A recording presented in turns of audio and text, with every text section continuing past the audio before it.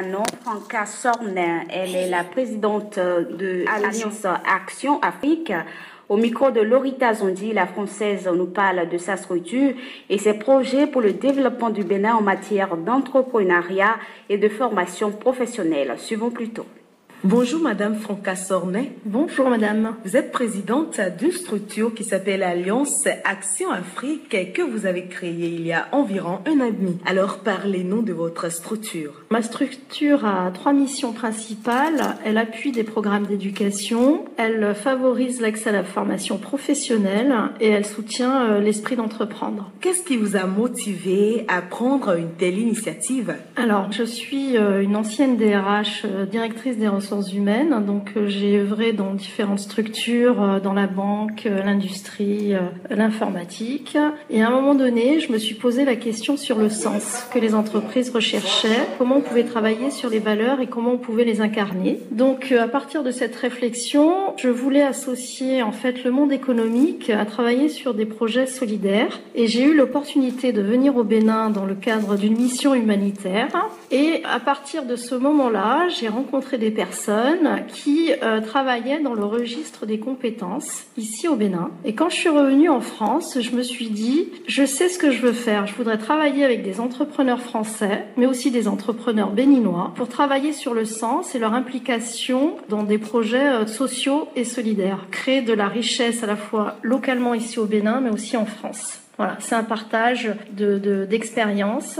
Et donc, j'ai créé Alliance, parce qu'on est dans l'Alliance, dans l'action et en Afrique. Alors, au bout d'1 an et demi d'exercice, que pouvez-vous retenir de l'entrepreneuriat, surtout au Bénin? Surtout au Bénin. Donc, au bout d'1 an et demi d'exercice, ce que je veux dire, c'est qu'on a mis en œuvre 5 projets. On a monté 3 partenariats avec des institutions ici au Bénin qui travaillent sur le registre de la formation professionnelle, de l'insertion professionnelle. Et en fait, je me suis rendu compte qu'il y avait vraiment un esprit, chez les jeunes, un esprit novateur, quoi. Et on se rend compte que mutuellement, ils s'apportent. Je note un esprit d'entreprendre qui est intéressant. Donc, autrement dit, vous êtes satisfaite de cette coopération? Je suis très satisfaite de cette collaboration, tellement satisfaite qu'on a organisé en juin un événement sur l'entrepreneuriat et la philanthropie au Bénin, qui a eu un succès, et on est tellement content qu'on va faire la 2e édition en France, où il y aura nos partenaires qui viendront en France rencontrer aussi des structures françaises. Donc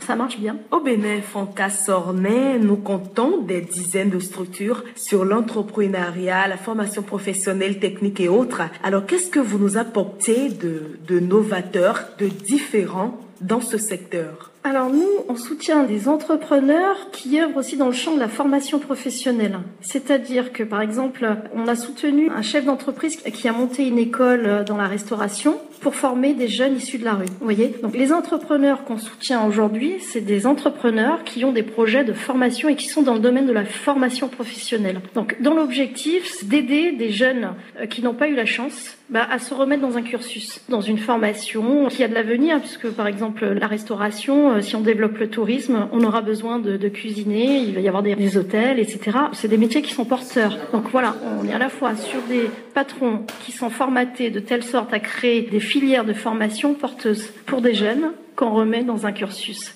et qui vont créer de la richesse à un moment donné localement. La formation, d'accord, mais le suivi et le soutien après la formation sont nécessaires. Alors, quel conseil avez-vous à donner à ces entrepreneurs qui se contentent juste de former les jeunes sans pour autant les accompagner après cette formation? Ça, c'est important parce qu'on peut pas dire à un moment donné je soutiens et puis au moment où j'en ai le plus besoin, je m'arrête. Donc moi, je dis que si on veut avoir une réelle valeur ajoutée, il faut pas s'arrêter à mi-parcours. Donc je leur conseille de continuer et c'est la meilleure façon de voir que l'investissement qu'on a donné mutuellement, il est porteur, quoi. Quels sont vos projets à long terme? Mes projets à long terme, c'est d'accompagner de plus en plus de jeunes sur ce créneau-là, de monter des partenariats avec des structures solides. Donc, les structures avec lesquelles aujourd'hui on est partenaire, on continue à les aider à se développer, à monter toujours des filières qui sont porteuses. Donc ça, c'est le premier point. Deuxième point, c'est des jeunes qu'on a accompagnés. Moi, l'objectif, c'est que eux aussi, demain, tendent la main. Donc c'est l'objectif que je vise, c'est-à-dire leur inculquer cet esprit de solidarité, cet cet esprit de partage qui soit diffusé un maximum possible. Ce que je voudrais, c'est créer le plus de ramifications possible, quoi. Franca Sornet, présidente de la structure Alliance Action Afrique, nous sommes presque à la fin de cet entretien. Qu'avez-vous à dire pour conclure? Que je suis ravie de cette expérience que je partage avec le Bénin. Cette expérience, on la partage ici, mais si elle se développe bien, on la partagera probablement dans d'autres pays d'Afrique, et c'est pour ça qu'on s'appelle Alliance Action Afrique. Mais le Bénin est le pays pilote. Merci, Madame Franca Sornet. Merci. Ce journal se poursuit.